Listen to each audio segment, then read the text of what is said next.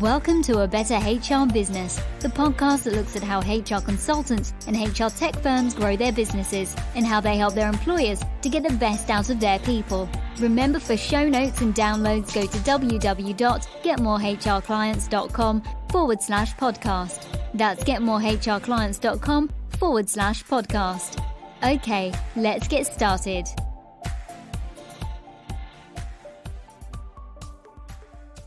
Hello, welcome back. Thanks for joining me again. And I'm really looking forward to today's conversation with Lindsay Recknell.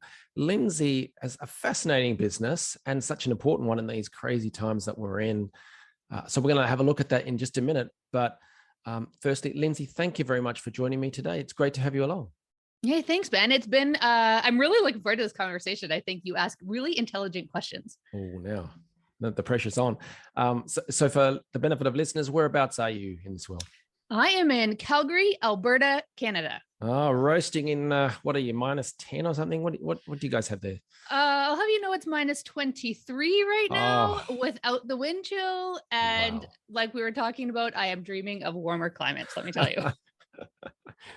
I can't wrap my brain around that, but fabulous. So folks, Lindsay specializes in the area of mental health. And so she's the creator of Mental Health in Minutes, which is a monthly digital download of done-for-you presentations designed to engage, inspire, and increase mental wellness in your workplace, which I think is an absolutely brilliant idea. So it's, as I said, it's a monthly digital download full of done-for-you presentations, workbooks, email templates, checklists, etc. Very, very clever. And just as I said earlier, so important in these times that we've been going through. So I want to really dive into that, Lindsay, and see how you use it to help employers and employees around the world. But first, something caught my eye when I was looking across your website, and that was a philosophy you've got. And it's a sort of series of words. And for me, it kind of sets the context of what you're trying to do. So can you maybe guide us through? You've got hope, action, and creativity combined with confidence and tenacity. What's your thinking behind that? Such a great question, because this philosophy sort of grounds me. And I have to tell you, I finished a book one day and I wrote out this philosophy in one sitting. Like, it was just like, it all sort of came together and has been the, I don't know, North Star kind of, I guess, of how I'm trying to run a business, how I'm trying to live my life and all of those things. So the first thing is hope. And I know we're going to talk a little bit more about my story in a little bit, but hope comes from a very personal place. It is an actual science. There's evidence to support it. And so when I learned how important the power of hope was in our lives, it became my grounding principle. But hope without action is just a wish. And so the second word, action, is all about taking those steps over the things we can control, doing things to move us in the direction of a future better than today. And then creativity, which really has to do with critical thinking and dreaming of the impossible and making it happen. You really need to think outside the box to get to some of these places that maybe are big, hairy, audacious goals or something like that. So those three words kind of form the foundation. But without confidence or that ability in yourself, that belief in yourself that you can do the things, that you can overcome the challenges, that you can continue to be resilient, I think you can't do the other things without that level of confidence. And then tenacity is that ability to get back up and go again. You know, that is the resilience piece. That is the determination and discipline and routine and habit and all of those things. And I think that is the energy management piece of it all, that if you can manage your energy in a way that allows you to continue to move forward and take that action, that just sets you up for success. Wow. Brilliant. I love it. And sorry on the last one, tenacity. I know you're a podcaster, and I discovered a podcast recently, a series, I think it's called We're Sorry to Inform You, or it's the Art of Rejection, something like that, where it's just stories of famous people, actors, business people, etc., who've just gone through hell to get to the other side. But tenacity is a common thread there. Absolutely. So yeah, can you take us back? Just give us some context about yourself and then feeding into the formation of Mental Health in Minutes. Yeah, I sure can. So this journey for me started about 4 years ago. I recognized that I'd lost my hope the day I recognized I got it back. And at that time, I really felt like I'm a reasonably self-aware kind of cat. I feel like I'm paying attention to how I'm feeling and how I'm moving through the world. And it was this big shock to recognize that I'd stopped striving for that future. I'd stopped working for those goals. It was more just status quo. I was going through the motions, going to work, getting groceries, putting on pants, all of those good things. But I recognized that it was just this status quo. And for me, my biggest value is lifelong learning. And my response to things that are bothering me is, let's figure out what's wrong and what to do about it. So I started reading and learning and I learned of this science called positive psychology, of which the science of hope is a field of study within positive psychology. And if your listeners aren't familiar with positive psychology, it's the antithesis to traditional psychology. If traditional psychology is the science of decreasing sadness, positive psychology is all about increasing wellness. So instead of going from negative to neutral, it's going from neutral to flourishing. And when I learned of this science and power, I felt so validated. I took this word that is, the word hope, which we all recognize and can identify, that butterfly feeling, and found that there was science behind it and a process in the brain. And I could go on about the science of hope forever, but I won't. But it really set me on the path of telling other people about it. I think hope has a PR problem and I aim to solve it. And so that's why I got into doing this kind of work. And so I was working with individuals, and I still work with individuals on sort of personal empowerment, but using positive psychology as the basis for that work. And started to do these wellness webinars in organizations. And they were awesome. They were so fun. People responded really well to them. And then this thing called the global pandemic happened. And organizations, rightfully so, collapsed in on themselves, really focused on how do we keep our businesses going, stopped inviting people into their workplaces, stopped, engaging expensive consultants to do big programs, to do really great work, but these big programs with expensive consultants kind of stopped. But then as the pandemic continued to roll and organizations recognized that the parallel or secondary pandemic that was happening was this mental health pandemic, especially in the workplace, they started to look for alternatives to continue to support their people, which is awesome. But they still weren't wanting to spend these big dollars and bring in these big consultants. So that's why I started Mental Health in Minutes. It filled that gap. It's a price point that feels comfortable. A functional manager usually has that kind of control over this dollar amount for their people, so they can make an immediate impact on their people. They don't have to wait for HR or a senior executive to make these big programs and roll it out to the whole organization. They can make an immediate impact and connect with their people. And it's digitally delivered. So it goes from on a scale of full on hands-on for me or total hands-off. You leaders, I train you how to create them or deliver the material, and you can just go and use it to have conversations with your people. So it really filled that gap that organizations were looking for. And now, as we continue to roll into this new world of work, using air quotes, nobody can see, but as this new world of work, it's really helping to normalize mental health conversations at work. And I love it. It's been so good, so rewarding. And organizations seem to really appreciate it. Wow. And for context for listeners, what kind of topics do you cover? Because it's such a broad area. Mm-hmm. So, traditionally, when people think of mental health at work, often we think about mental illness. So maybe anxiety or depression or stress management. And all of that is totally real and totally present and only a very small piece of mental health. Because if we think about mental health, it's really anything that's not our physical health. And in fact, those two things, both physical health and mental health, are so tightly entwined, and we're learning more about that every day, that it's really all about your overall health.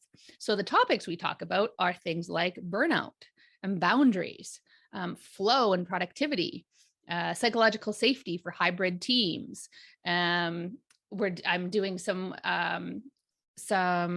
new releases around bullying and unconscious bias, things like this that really affect how you show up at work and how comfortable you feel to be there, and innovate and be creative and have tenacity and all of those things. So any topic that will help you and an organization create psychological safety in the workplace. Brilliant. Well, like I said at the start, it's just such an important area after all we've been through.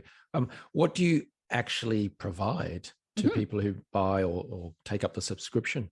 Yeah, so it is a digital subscription, and I produce a new module of content every single month on a new particular topic. So when an organization or a leader purchases a module, they get a 60-minute version of the material.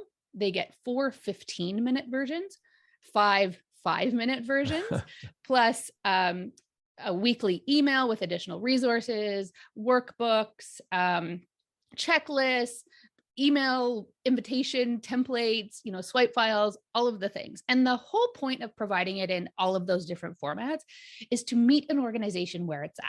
So if you are a leader and you feel like, heaven help me if I need to add another meeting to my calendar, awesome.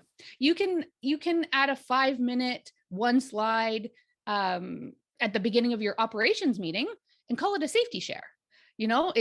You can, the 15 minutes, I have clients that use the 15-minute versions as personal development or professional development for their team members. So in a team meeting, weekly team meeting you're having anyway, they will encourage a team member to deliver that 15-minute version to their colleagues. So you're teaching your peers this kind of stuff. So, or if you want to do a monthly lunch and learn, cool. I can meet you at that place too. So the whole idea is to just make this the way organizations speak, with this kind of language, with this kind of knowledge, and to really just keep conversation going and help to normalize this kind of work at work. Gosh, you just took me back to a daily safety stand-up meeting I used to attend years ago in a big corporate office environment. So office-based, and everyone had to do safety shares. But you can imagine with whatever it is, number of people in the room, and it's a daily event, you're running pretty low on content. As in, I nearly slipped coming into work because there was a leaf on the footpath on the sidewalk. You can only repeat that one so many times. So I love the fact that it's divided into not only different topics, but delivery methods, as in length of presentation, single slide, full presentations, etc. It's editable, right? It's not just PDF. Is that correct? That's right. It comes in a PowerPoint and a Word and a PDF. It also comes with the speaker's notes. So with a little bit of training, a little bit of support, anyone can deliver this material. I can deliver it. Leaders can deliver it. Colleagues can deliver it, because you could literally just read the speaker's notes and feel comfortable to do it. Or because it's editable, you can make it your own, but it gives you those prompts. And the part about bringing or creating that content, it's probably the number one thing I hear from leaders. Two things I hear from leaders. One, I don't have time to create all this content and do the research and figure out all the answers. So it's nice to just have this in your back pocket to pop in when you're asked to do your daily safety share. Because there's 5 different options, if you have a 1 weekend or 1 meeting per week, you've got content for the whole month. And then I would say that the number 2 challenge that leaders say to me is, I don't know how to have these conversations. I don't know how to bring up these topics. Well, putting a 1-minute safety share at the beginning of an operations meeting, all of a sudden you've got a way to open the door to those conversations. Brilliant. I'm curious, at the formation stage of this business, how did you work out exactly what that package would look like? Why not just go down the course or buy a package of content, one-off path, or going the other way, which is the monthly subscription? How do you choose what goes in there, what kind of formats and the topics? Like, was there research involved or feedback given? How did you approach that side of things? Yes. So trial and error for sure. I took my own previous experience doing these wellness webinars in the workplace, and kind of what clients asked for afterwards. We'd go in and we'd do these 1-hour lunch and learns, and then leaders would say, great, now what? my people are motivated, they're inspired, they want to take action on these things, and I don't have anything else to give them. So that was part of it. And then when I created it, I sort of created the beta test. I went and asked HR leaders and functional line level leaders and said, here's what I've got. How do you think this could fit into your organization? Given how you operate on a daily, weekly, monthly basis, do you think that this would fit? And if it doesn't, what would be better? What would encourage you to actually use this information? I wanted to make it easy for leaders. I didn't want them to have to think about yet another task on their task list. I wanted it to just be super simple, and really, really easy. That not to take a whole bunch of time, because goodness knows they have way better ways to spend their time than creating PowerPoint text. The word easy jumps out at me, and for a particular reason. I think that is going to be for companies, businesses in the professional services area, in the HR world, let's say. I think that's just going to become more and more important to make services easier, or to strip out pain points, because there's so much competition out there, and lots of companies that are offering a similar end result. So what's in the middle? It's how it's delivered. How is a service or a product delivered? So you've mentioned the word easy. I know from what I've seen of the product, you've even gone to the point of, if a manager needs to call their team together to have one of these briefings, you've given them the email template to send out, just fill in the gap and away you go. That is really, really smart. So for people listening to this, if you're thinking of doing something similar in your HR space, or comp and benefits, or whatever it may be, I think that's a really key message, is that, yes, strip out the pain points, make it easier. Can I just ask something around what you mentioned, is getting that feedback and asking HR leaders about what they needed and stuff? Because I know that in the HR business world, people want to get that kind of feedback for their own services. So as I said, if you're a compensation and benefits consultant or an HR generalist, you want to work out what kind of services to offer. How do you actually get in touch with them? Or what's the ask? How do you approach them and say, can I get your feedback on something? And is it in person? Is it on LinkedIn? How did you do that? Excellent question. So in some cases, it was a personal referral. So someone in my network had said, hey, this is a really cool idea. My sister's brother's aunt's cousin is an HR professional. Would you like me to make an introduction, and you can run this idea by them? Nice. So I'm a psychological health and safety advisor, which I'm trained by the Canadian Mental Health Association. And so I approached the CMHA and said, here's what I've done with the training you've given me. What do you think? Do you think that this would be useful in our world, in our industry, with your clients? And I asked their opinion about that. Asking for an opinion with zero intention of a sale, I think is really, really, really super key. And then asking them, who else can I show this to? Who else do you think might benefit? Or who else's opinion do you value that I could also get their expert thoughts on? From a learning perspective, yeah. Yeah, definitely approach it from a learning perspective. Have zero ulterior motive, assumed or otherwise.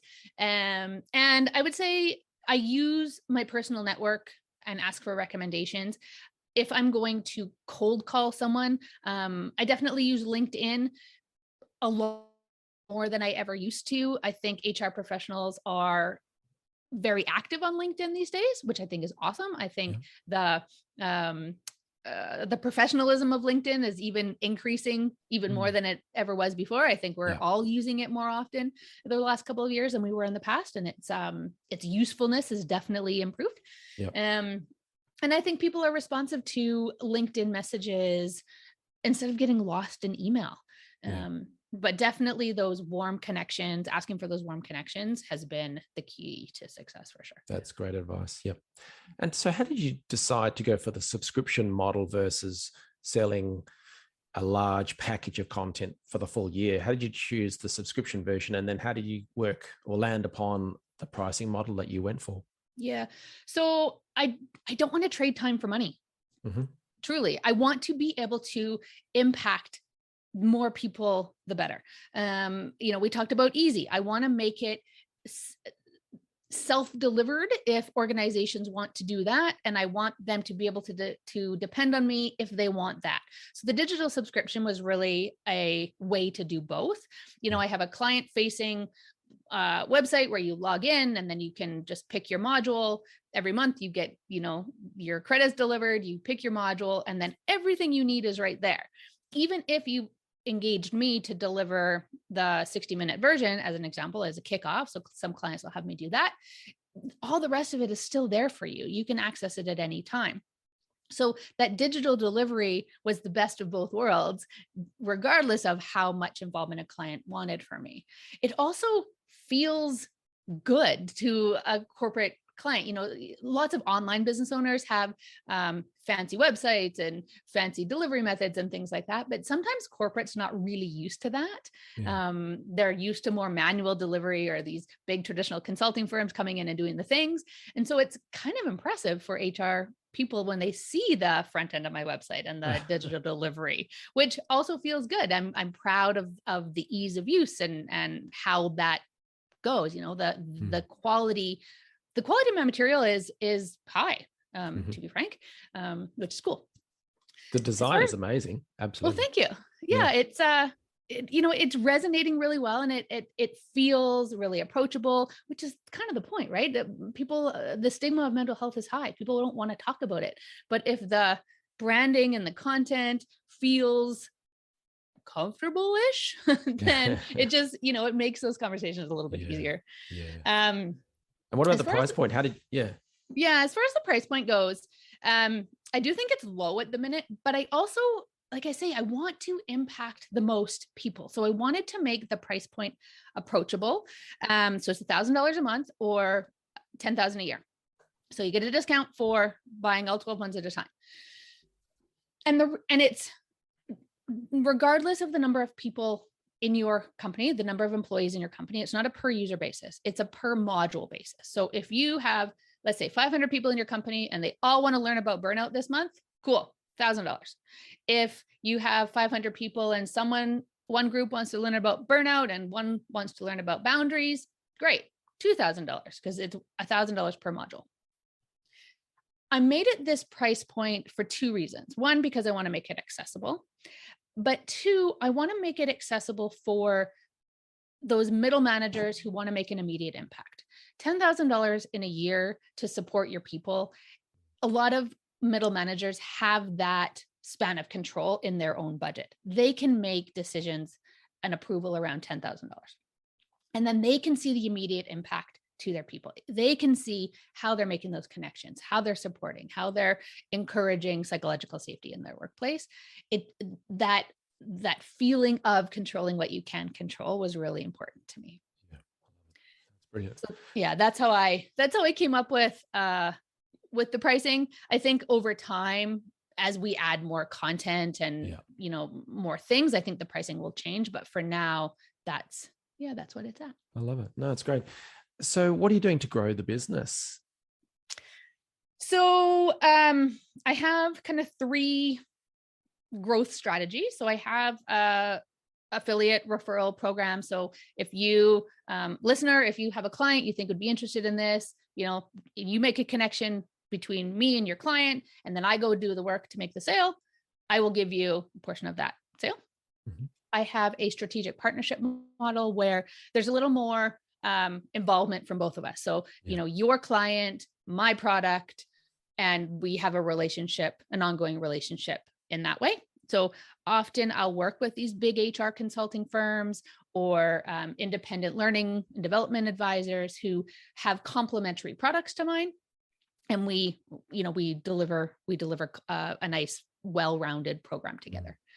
And then in 2023, I'm also going to start to franchise this work. So opening it up to more markets, to more organizations, and supporting a franchisee with the branding and the content and the marketing and sales, and allowing them to run their own business in their own market and things like that. So wow, that's very exciting. Yeah, it is very exciting. Yeah. It's a little bit scary. I mean, are you giving up terrifying? Control?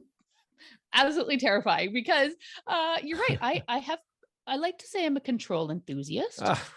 Indeed. So definitely it is a bit terrifying. But again, back to the goal of educating the world on this stuff, I want to make it as accessible to as many people. And if I'm just one person in one small company doing the things, that's not scalable.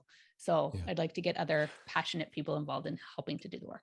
And sorry, why franchise model? Is that so that you can open up to different jurisdictions, different countries, and they would then tailor it for their local content? Is that the idea? Or? Yes, but also, so I considered licensing versus franchising, and the difference being more of that span of control. The brand is really important to me. Like you mentioned, it's a clear, approachable brand. It's a clear, approachable content. I want to make sure that is maintained, that reputation in the marketplace is maintained. And with franchising, there's much more structure around that. There's much more truly control over how it shows up in the marketplace. Also, a franchisee can feel much more supported because the obligations of me as corporate head office are much stronger as well. I need to make sure that the marketing is on point and that you're getting content all the time. The technical delivery is supported and all of those kinds of things, which falls under the franchise model, as opposed to the licensee model, where you are more free to deliver how you would like, which is cool, but then the branding might get skewed a little, or there's just more risk there. And the value, the high quality and the value is really important. And I suppose there is some element of personal interaction, as in some live training, coaching. Is that right? And that henceforth, that's why you would then franchise out, as opposed to just running ads everywhere and just having it downloadable. Yeah, so there is, and it's optional, the live delivery, where we at Mental Health in Minutes will do the delivery for an organization. That is an option, but not every client will choose that either. Sometimes they will we'll train them to do the delivery. But having us do the delivery, especially the 60-minute version, often happens, or we'll do a 20-minute kickoff at the beginning of the month or something that really sets them up. Again, opens the door to that conversation for the balance of the month. So you mentioned affiliate strategic partners franchise model in the year ahead, I guess. But for people listening to this, how would they work out what they are? So, or maybe I can explain for people listening, affiliates is typically where you get a special link created and you might write an article about the service. And if people click that link and they go and sign up, then you get a percentage of that sale. A strategic partnership is where you work together and you build a program together, or you try and reach a whale, a large corporate in a Fortune 500 company together, and then you share the revenue in a different way. And then the franchise is almost like a separate business that you're buying into, like a McDonald's. So that's probably an accurate description. Is that right for people listening? Yeah, that felt really accurate. And all three are great, by the way. For people listening, all three can work for businesses. So it's worth considering for your own, and worth considering partnering with Mental Health in Minutes. You run a podcast as well, Lindsay. What do you? How do you find that in terms of marketing? I love my podcast. I have two podcasts actually. So I have one called Mental Health in Minutes, not just a clever name. And then the other one is called Hope Motivates Action. Nice. And that's more on the positive psychology, hope side of the business. But on my Mental Health in Minutes podcast, it's got three objectives.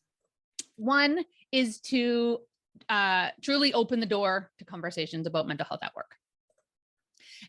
The second is to engage senior leadership in the conversation, because sometimes the gap between the frontline people, the functional level leaders, that gap or that need sometimes gets is large. Sometimes gets lost. That gets lost in translation a little bit. And then the third objective is to discuss the future of mental health in the workplace. What does it look like as we continue to evolve this work, as employees continue to demand this life work integration and feeling psychologically safe and having those boundaries around their workday and control over their role and all of that kind of thing. So each episode tries to hit at least one, if not all of those objectives.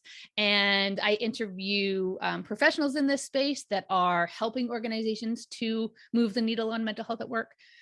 And I speak to organizations that are doing it, and they talk about their journey and where they started and how they got there. And then I also speak to specific, organizational psychologists and other workplace mental health experts who actually give us the language and help us to understand how the language of mental health at work is continuing to evolve, and with scripts and actual, again, like swipe files and things like that really help to support leaders. Brilliant. Yeah, I heard the episode with Al Polizzi actually on the tactics for overcoming overwhelm. So great episode. So people listening to this, go and check out the podcast. Absolutely. Both podcasts. Yeah, because I think you've done a great job. And do you find it helps with business growth? For sure. My Mental Health in Minutes is definitely strategic in the sense that I go and ask cool people who are doing cool things if they'd like to come on the show. And that gives me exposure to them and their information. But then also, when they share the episode to their network, that helps to, further my reach as well, Absolutely. Which is very nice. Yeah. And it always feels good to be asked to be a guest. Sorry to interrupt. Like you asked me to be a guest, and it feels good that other people are seeming to value the information out there. So I haven't had many people turn me down, which is nice, which is really nice. That's great. Yeah. Podcasting is pretty much one of the first things I recommend with new clients. And as you've kind of alluded to, it's got so many different benefits. You get to share your own in-house knowledge. You get to meet influencers, you get to meet potential clients. It's a range of things. So yeah, I commend you for that. We've covered a lot of ground. If people want to learn more about you and Mental Health in Minutes, what should they do next? I am everywhere at mentalhealthinminutes.com, or I'm Lindsay at mentalhealthinminutes.com. Reach out to me on LinkedIn. I'm only one of 2 Lindsay Recknells on LinkedIn, so I'm easy to find. And I'd love to have a conversation about building your business, about bringing Mental Health in Minutes into your company, how we can work together. I love to have these kinds of conversations, and I will have them all day long, every day. So please, I'd love to hear from you. Fabulous. Excellent. Well, in that case, Lindsay, thank you very much for sharing your story, your advice. And I just wish you all the best for Mental Health in Minutes. It's a brilliant business, and it looks like it'll go brilliantly well in the future. So thank you. Well, thank you so much. It's been quite amazing to speak with you today. Thanks for the invitation. Thanks for joining us today on A Better HR Business, the podcast that explores the world of HR consulting and HR tech businesses. For show notes and downloads, go to www.getmorehrclients.com/podcast. That's getmorehrclients.com/podcast. Remember to subscribe and share the show with any friends who are busy growing a HR business.